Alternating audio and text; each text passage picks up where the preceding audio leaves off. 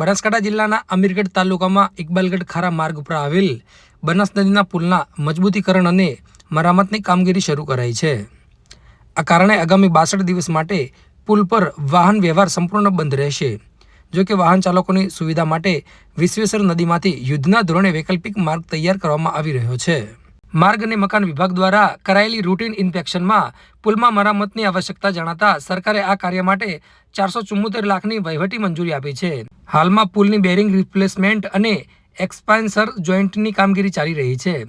મુસાફરોની સુરક્ષાને ધ્યાને રાખીને બનાસકાંઠા જિલ્લા મેજિસ્ટ્રેટ દ્વારા આ માર્ગ પર વાહન વ્યવહાર પ્રતિબંધ કરાયો છે।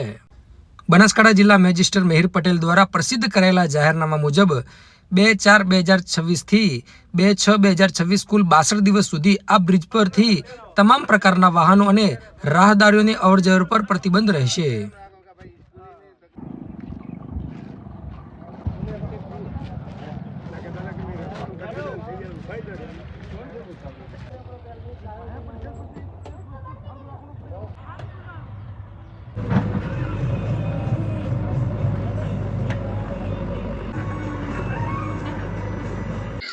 તારીખ 2/4/2026 થી કલેક્ટરશ્રીના આદેશ પ્રમાણે બનાસ નદીના પુલનું સમારકામ હોવાના કારણે પુલનું બંધ રાખેલ હતો।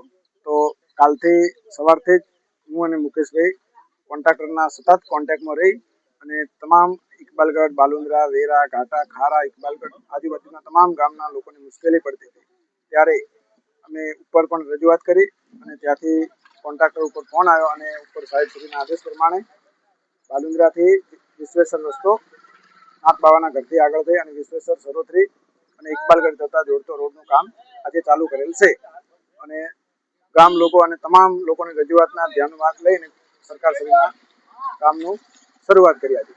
ઇકબાલગઢથી ખારા બાલુંદ્રા જતા બનાસ નદી ઉપર બ્રિજ આવેલો છે, જે બ્રિજનું સમારકામ ચાલુ હોવાથી કલેક્ટરશ્રીના 2/4/2026ના જાહેરનામા મુજબ 62 દિવસ માટે ડાયવર્ઝન આપવામાં આવ્યું હતું। જે ડાયવર્ઝન બાલુંદ્રા, ઘાટા, સરોત્રા થઈ અને વાયા ઇકબાલગઢ આવવા માટે હતું, જે ખારાથી આમ પબ્લિકને આવવા માટે ખારા માનપુરિયાની તો 20 થી 25 કિલોમીટરનું ડાયવર્ઝન પડતું હતું, જેથી કરી અને અમે આરએનબીમાં રજૂઆત કરવાથી કાલે રજૂઆત કરી અને આજે વિશ્વેશ્વરથી બાલુંદ્રા જતા વચ્ચેના માર્ગ પર બનાસ નદીમાં કાચું મેટલ કામ કરી અને ડાયવર્ઝન જે આપવામાં આવ્યું છે, જેથી ખારાથી અને બાલુંદ્રા થઈ અને ઇકબાલગઢ જઈ જૂની સરોત્રી થઈને ઇકબાલગઢ જઈ શકશે, જેથી કરી અને ડાયવર્ઝનમાં મુશ્કેલી નહીં પડે અને હવે કામ ચાલુ પણ થઈ ગયું છે અત્યારે।